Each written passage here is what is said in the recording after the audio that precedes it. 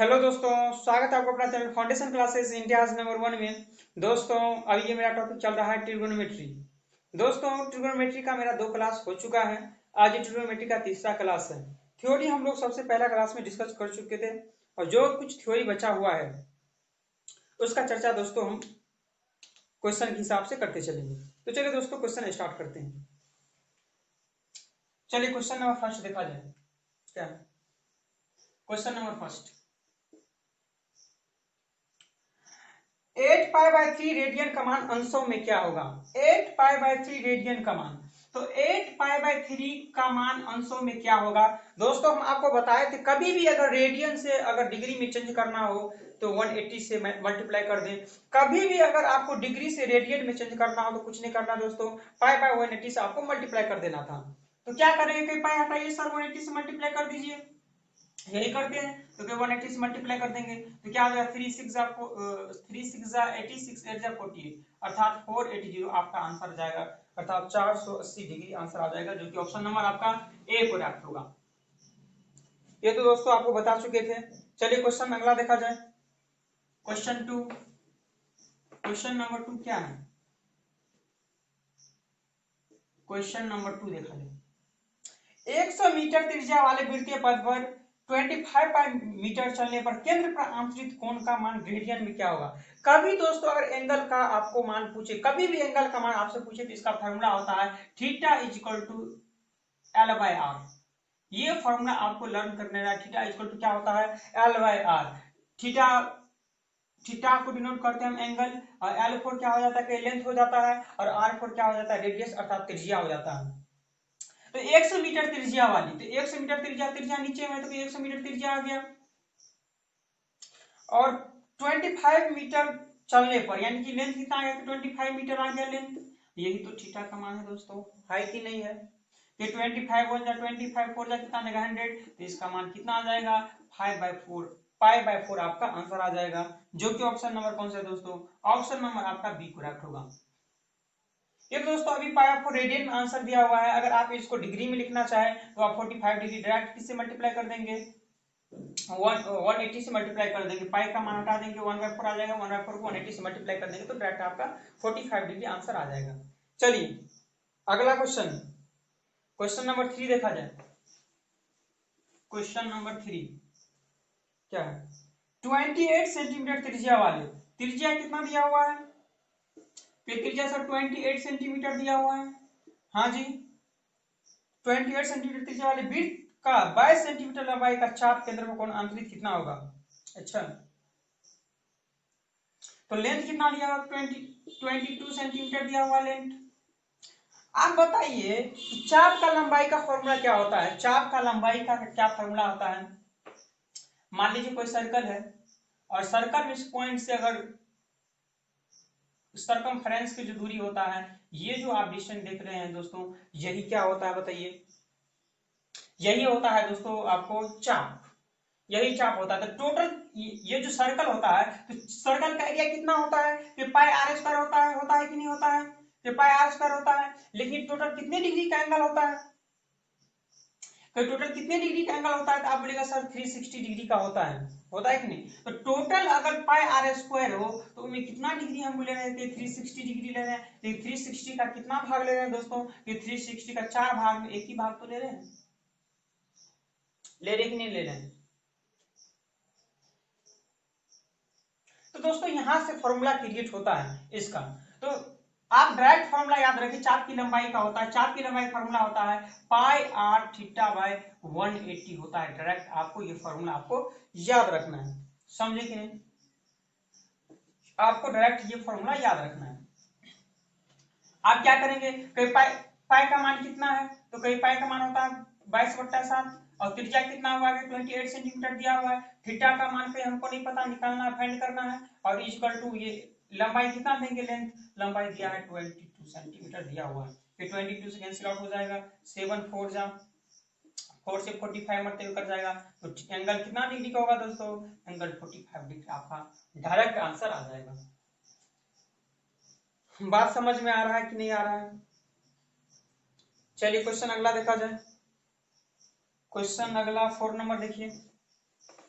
Question number 4, question 4 देखा जाए। यदि sin theta plus cosec theta equal to 2 दिया हो तब sin square theta plus cosec square theta का मान क्या? बहुत सिंपल क्वेश्चन है। sin theta plus cosec theta, sin theta plus cosec theta का मान कितना दिया हुआ है? 2 दिया हुआ है। तो आपसे पूछ रहा है sin square theta plus cosec square theta का मान क्या होगा? तो कुछ नहीं करना है दोस्तों, कि दोनों साइड आप क्या करें? स्क्वायर कर दे। तो दोनों साइड अगर स्क्वायर करेंगे क्या आएगा? a square plus b square, तो क्या आ जाएगा? a square plus b square यानी cosec square theta plus 2ab, तो 2 into sine theta into B cosec theta लिखेंगे। तो कोसेक थीटा के स्थान पर हम लिख सकते हैं 1 बाय साइन थीटा। बताइए i इक्वल टू 2 का स्क्वायर 4। अब यहाँ से 2 से साइन थीटा कैंसिल आउट हो जाएगा। अब बच जाएगा क्या? सर के sine square theta, sine square theta plus cosec square theta i equal to 4 में से 2 माइनस होगा तो क्या लिखेंगे? 2 नहीं, आंसर आ जाएगा। जो कि ऑप्शन नंबर कौन सा है दोस्तों? ऑप्शन नंबर आपका बी करेक्ट होगा। समझ में आ रहा है आप लोग को क्वेश्चन? चलिए क्वेश्चन अगला देखा जाए। क्वेश्चन अगला, क्वेश्चन नंबर 5 देखा जाए। क्वेश्चन नंबर 5 देखा जाए, क्या है 5? एक मिनट रुकना चाहेंगे दोस्तों।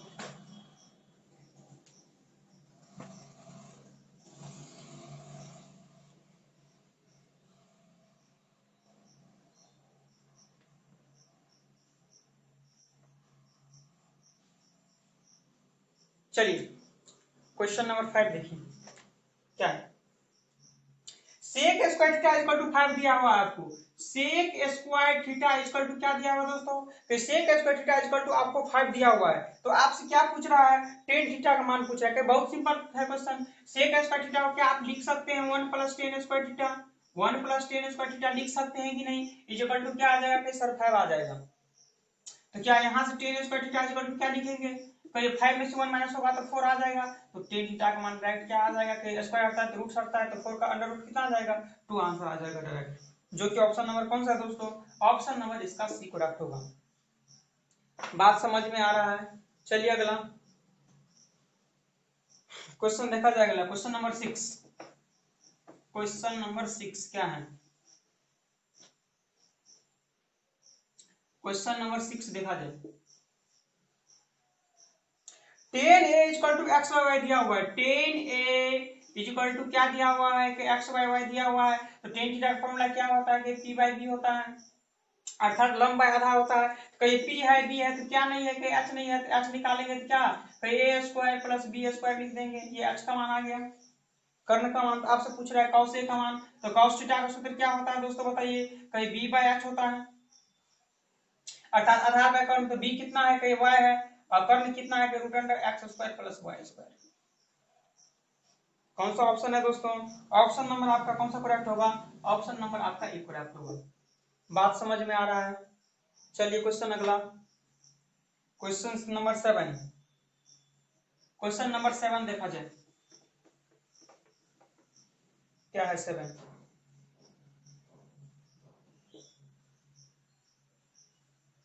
tan a equal to 60 by 11 दिया हुआ है।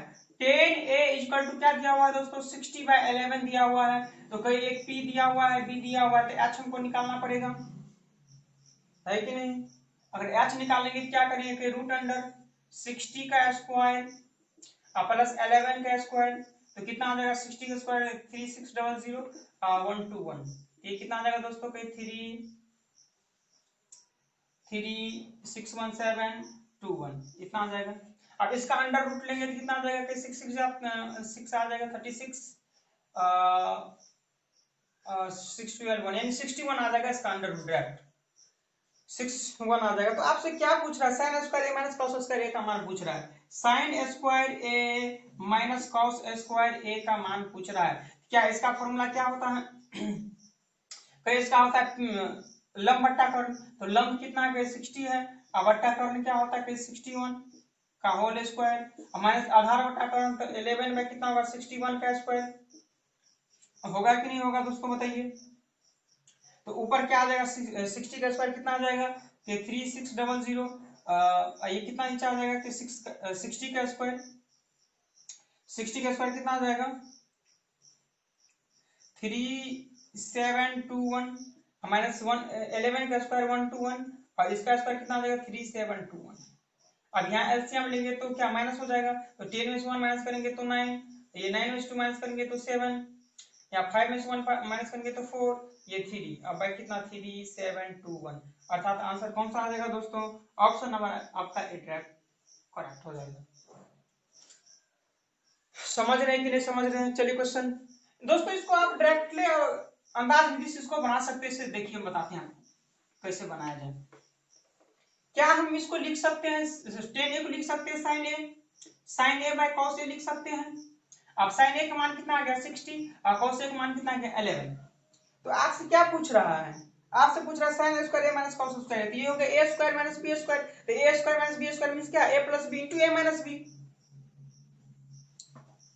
a plus b into a minus b है कि नहीं। तो a प्लस b यानी 60 plus 11 into a minus b, तो क्या होगा 60 में से 11 माइनस करेंगे तो 10 में से 1 माइनस करेंगे तो 9, 5 1 4, अब इसको ऐड करेंगे तो 71 और मल्टीप्लाई 4 9, और यूनिट डिजिट इसका देखा जाए तो मल्टीप्लाई करेंगे तो यूनिट पहले इस पर 9 ही आएगा, नोमिनेटर ऊपर में। देखिए कौन सा ऐसा ऑप्शन है जो आपको ऊपर में यानी नोमिनेटर में आपको 9 है, तो एक ही ऑप्शन ऐसा दोस्तों दिख रहा है ऑप्शन नंबर 1, तो ऐसे भी आप डायरेक्टली सोल्व कर सकते हैं क्वेश्चन को। आप बात समझ रहे हैं?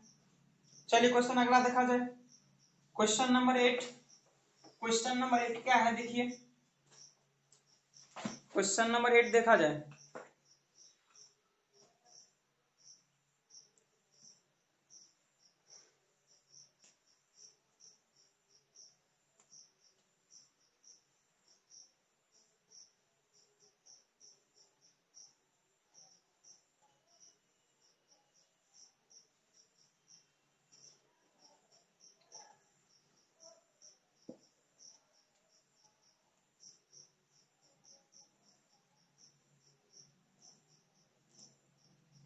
चलिए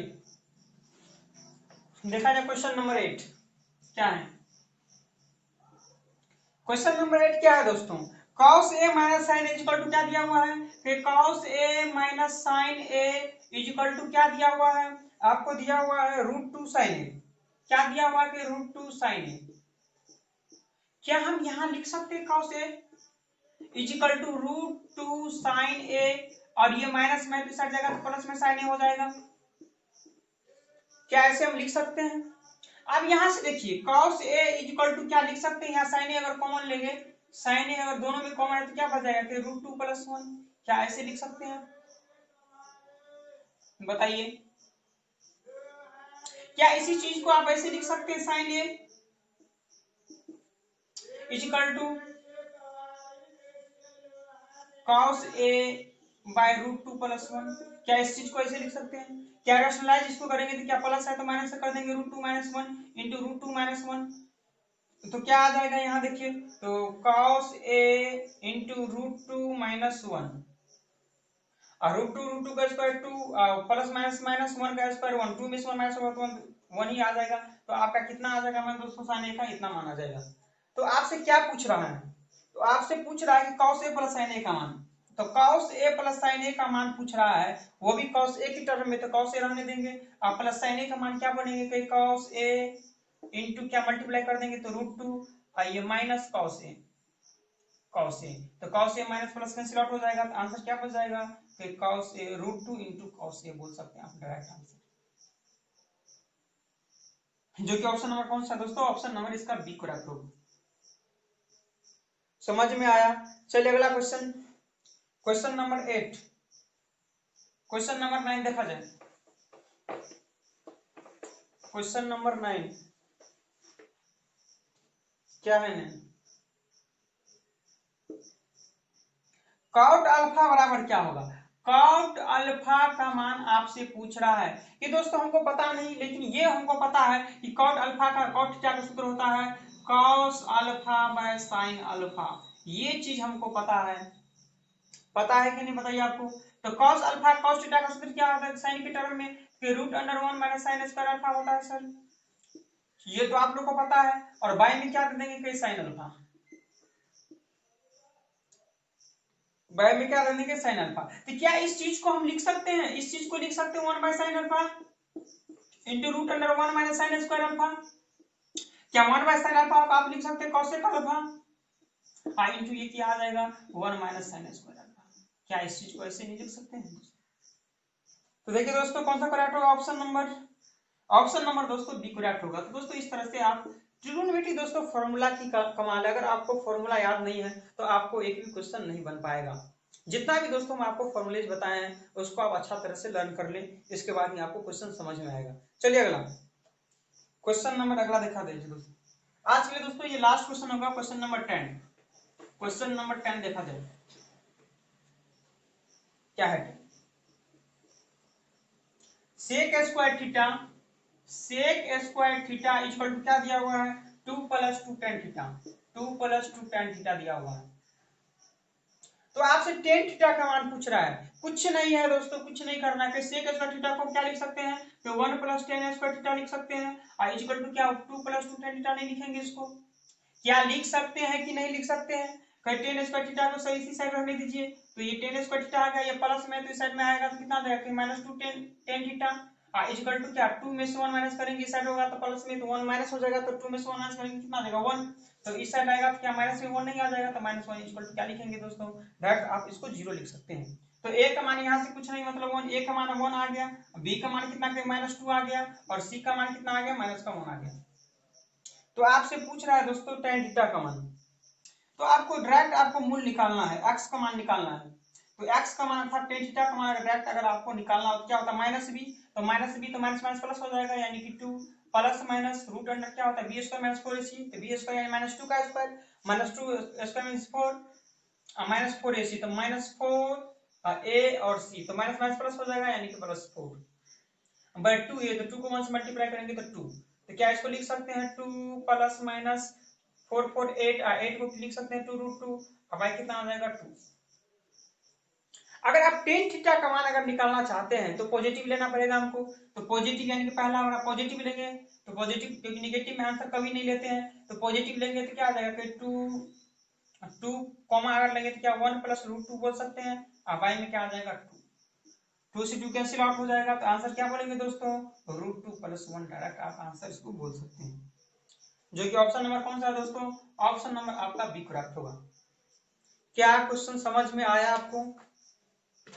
तो दोस्तों आज के लिए इतना ही, और अगला क्वेश्चन जो बच गया हम कल की क्लास में चर्चा करेंगे। तो ठीक है दोस्तों, अगर आप लोगों को वीडियो अच्छा लगा है तो कृपया वीडियो के नीचे सब्सक्राइब बटन है उसको दबा दें। अगर आप लोग चाहते हैं कि मेरा वीडियो अपलोड करते ही आप लोग को नोटिफिकेशन मिल जाए तो कृपया सब्सक्राइब बटन के बगल में बेल आइकन भी होगा उसको भी दबा दें। तो ठीक है दोस्तों आज के लिए इतना ही, फिर मिलते हैं कल। थैंक यू, धन्यवाद।